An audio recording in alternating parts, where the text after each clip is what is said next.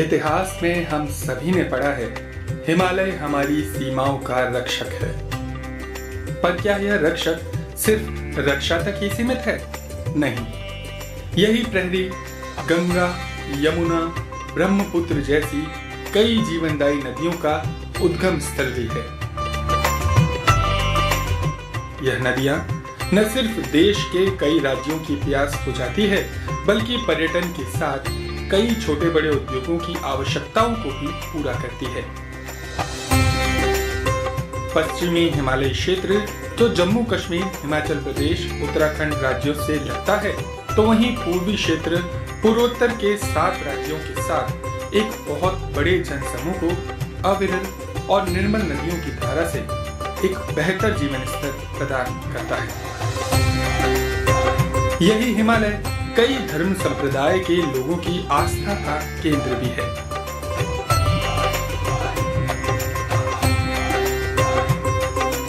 हिमालय की प्राकृतिक संपदा की बात करें तो इसकी उपजाऊ मिट्टी को किसान अपनी मेहनत से सींचकर अनाज, फल, सब्जी उगाकर देश का पेट भरते हैं। तो वहीं दूसरी ओर है हमारे वन क्षेत्र, जो विभिन्न प्रजातियों के जीव जंतुओं का आश्रय स्थल तो है ही, साथ ही साथ प्राणवायु का बहुत बड़ा स्रोत भी है। यही वन हमारे देश में लकड़ी व उससे बने सह उत्पादों की मांग को भी पूरा करते हैं। साथ ही औषधीय गुणों वाली अथाह वनस्पति भी खुद में समेटे हुए है। और ऐसे कई पुष्पों और वनस्पति का उद्गम स्थल भी है, जो पूरे विश्व में सिर्फ भारतीय हिमालय क्षेत्र में पाई जाती है।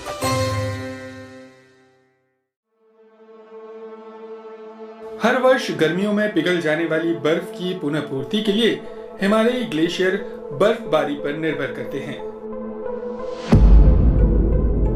लेकिन ग्लोबल वार्मिंग ने हिमालय क्षेत्र के पारिस्थितिकी तंत्र पर नकारात्मक प्रभाव डाला है।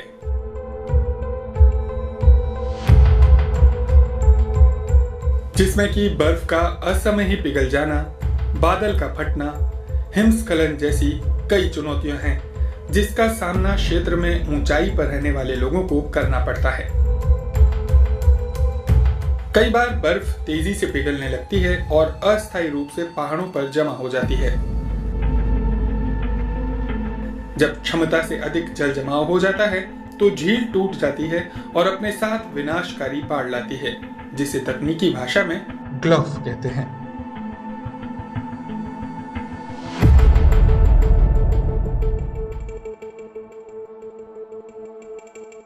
नीति आयोग के अनुसार क्षेत्र में सिर्फ पर्यटन के कारण 23,000 टन कचरा प्रतिदिन उत्पन्न होता है, जो क्षेत्र के झरनों, तालाबों, नदियों के प्रदूषण का एक बहुत बड़ा कारण है। साथ ही अंधाधुंध शहरीकरण के कारण यह क्षेत्र कंक्रीट के जंगलों में बदलता जा रहा है।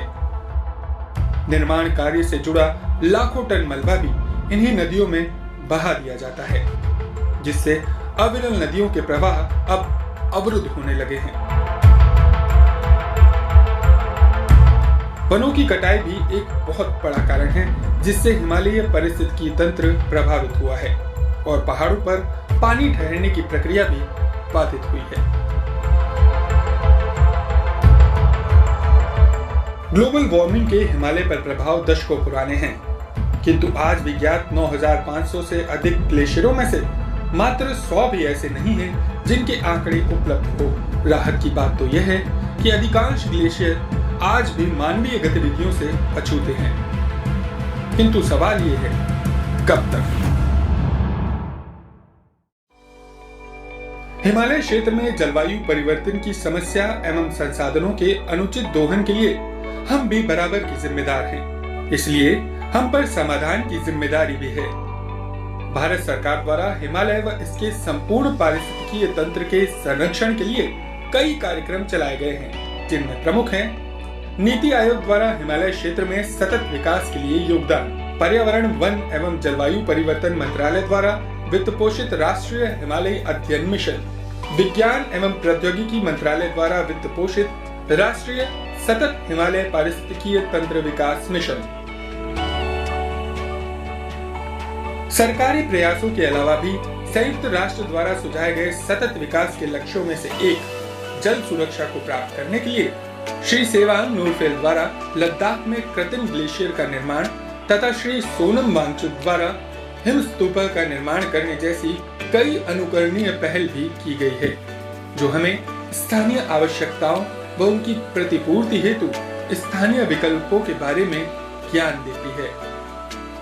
इसके अलावा जल शक्ति मंत्रालय द्वारा जल जीवन मिशन भी ग्राम स्तर पर जल सुरक्षा के लिए एक महत्वाकांक्षी परियोजना है। नीति आयोग के अनुसार भारतीय हिमालय क्षेत्र में पर्यटन से 23,000 टन ठोस कचरा प्रतिदिन इकट्ठा होता है और अनुमान के मुताबिक पर्यटकों की संख्या 2025 तक बढ़कर दोगुनी हो जाएगी। भारतीय हिमालय क्षेत्र से 40 लाख झरने बहते हैं, जिनका संरक्षण क्षेत्र की जल सुरक्षा के लिए अति महत्वपूर्ण है। देश के उत्तर पूर्वी पहाड़ी क्षेत्रों में कुशल कारीगरों की कमी को पूरा कर क्षेत्र में खाद्य सुरक्षा व बेहतर पोषण सुनिश्चित किया जा सकता है। भारतीय हिमालय क्षेत्र में 12 जिले ऐसे हैं जिन पर प्राथमिकता से ध्यान देना आवश्यक है। भूजल संरक्षण के लिए झरनों के उद्गम का मूल्यांकन भी क्षेत्र में जल सुरक्षा सुनिश्चित करने हेतु एक प्रभावी उपाय है। एक बहुत बड़ी आबादी जो हिमालय क्षेत्र को छोड़कर रोजगार की तलाश में पलायन कर गई थी, कोरोना काल में आज वापस लौट रही है।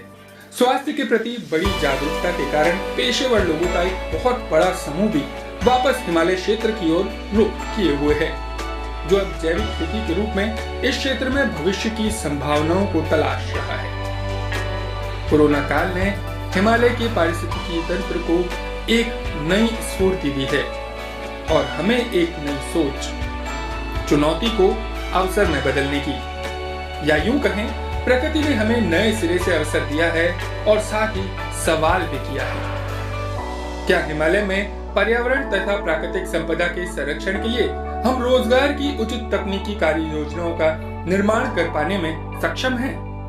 क्या हर हाथ को काम देने की योजनाओं की नीतियों के क्रियान्वयन में उचित विज्ञान तथा तकनीक के मिश्रण से हिमालय क्षेत्र की तस्वीर को बदला जा सकता है? क्या हिमालय की ओर रुख करने वाले पेशेवर लोगों के अनुभवों का सही उपयोग लिया जा सकता है? क्या हम एक ऐसी पर्यटन नीति विकसित कर पाने में सक्षम हैं जिससे क्षेत्र में पर्यटन तो बढ़े ही, साथ ही साथ पर्यटन स्थल की पारिस्थितिकी वहन क्षमता के अनुसार पर्यटकों की आवाजाही को नियंत्रित किया जा सके, जिससे पर्यटक भी प्राकृतिक संसाधनों के संरक्षण के प्रति अधिक उत्तरदायी बन सके? प्रकृति का हमसे सबसे बड़ा सवाल है। कोरोना काल की चुनौती के समय भारतीय हिमालयी क्षेत्र के संरक्षण का जो सुअवसर हमें प्राप्त हुआ है, क्या हम इस चुनौती को अवसर में बदल पाएंगे?